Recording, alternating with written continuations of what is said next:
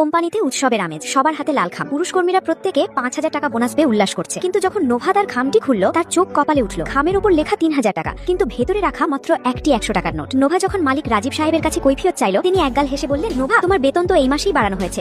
অন্য কর্মীরা হিংসে করবে, তাই খামে কম দিয়েছি, এটা ম্যানেজ করে না। নোভা স্তম্ভিত হয়ে গেল। গত ৬ বছর ধরে এই কারখানার প্রতিটি মেশিনের কলকবজা সে আগলে রেখেছে, অথচ তার বেতন বেড়েছে মাত্র ৬০০ টাকা। ঠিক সেই মুহূর্তে নতুন জয়েন করা এক ইন্টার্ন ছেলে খুশিতে চিৎকার করে বলল, স্যার, আমি কনফার্মেশন লেটার পেয়েছি, আমার বেতন ১,০৬,০০০ বেড়ে এখন ১২,০০০ টাকা হয়েছে। এই কথাটা নোভার বুকে তীরের মতো বিঁধল। ৬ বছরের অভিজ্ঞতার দাম যেখানে ১২,০০০ টাকাও নয়, সেখানে এক নবাবাদের বেতন তার দ্বিগুণ। কেউ জানতো না এই নোভাই ছিল সেই কারিগরি জাদুকর, যার শ্রমে আজ রাজীব সাহেবের কোম্পানি এই অবস্থানে। ৬ বছর আগে যখন কোম্পানি দেউলিয়া হওয়ার পথে, তখন রাজীব সাহেব নোভার পায়ে ধরে তাকে জয়েন করিয়েছিলেন। নোভার মেধা আর ত্যাগের কারণে কোম্পানিটি টিকে গিয়েছিল। কিছুদিন আগেই দেশের জায়েন্ট এসজি গ্রুপের চেয়ারম্যান একটি অসম্ভব মেশিন ঠিক করার জন্য নোভাকে আমন্ত্রণ জানান। যেখানে সারা দেশের সেরা ইঞ্জিনিয়াররা হাল ছেড়ে দিয়েছিল, নোভা মাত্র ৩ মিনিটে সেই মেশিন সচল করে দেয়। মুগ্ধ হয়ে চেয়ারম্যান তাকে ৫ কোটি টাকা বার্ষিক বেতনের অফার দিয়েছিলেন। কিন্তু নোভা রাজীব সাহেবের প্রতি পুরনো কৃতজ্ঞতা আর মায়ার কারণে সেই প্রস্তাব ফিরিয়ে দিয়েছিল। অথচ আজ সেই মায়ার প্রতিদান সে পাচ্ছে চরম অবজ্ঞায়। যখন নোভা জানতে পারলো তার রুমমেট ৩ পুরুষ সহকর্মীর বেতনও ১২,০০০ টাকা, তখন তার ধৈর্যের বাঁধ ভেঙে গেল। সে সোজা মালিকের রুমে গিয়ে পদত্যাগপত্র টেবিলের উপর রাখলো। রাজীব সাহেব এবার মুখোশ খুলে ফেললেন। তিনি চিৎকার করে বললেন, নিজেকে কি মনে করিস? তুই তো একটা মেয়ে, তোদের জন্মই হয়েছে বিয়ে করে বাচ্চা সামলানোর জন্য। সামনে তোর বিয়ে, তুই ছুটি নিবি, কোম্পানিকে লস দিবি, তোকে বেতন বাড়ানো তো দূরের কথা,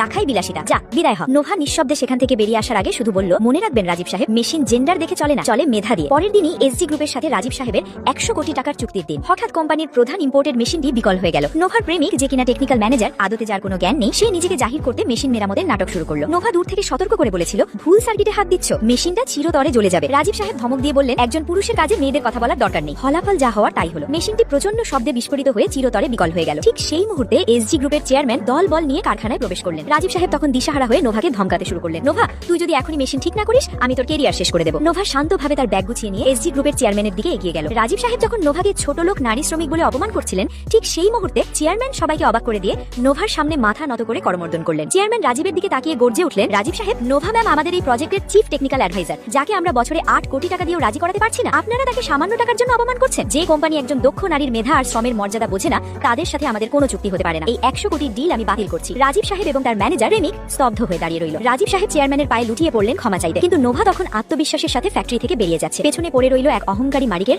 ধ্বংসপ্রাপ্ত সাম্রাজ্য। ৬ বছরের নিষ্ঠা আর মেধার দাম যখন তুচ্ছ করা হলো নারী বলে, ঠিক তখনই যোগ্যতার চরম জবাব দিয়ে অহংকারী মালিকের ১০০ কোটির স্বপ্ন ধুলোয় মিশিয়ে দিল টেকনিক্যাল জাদুকর নোভা।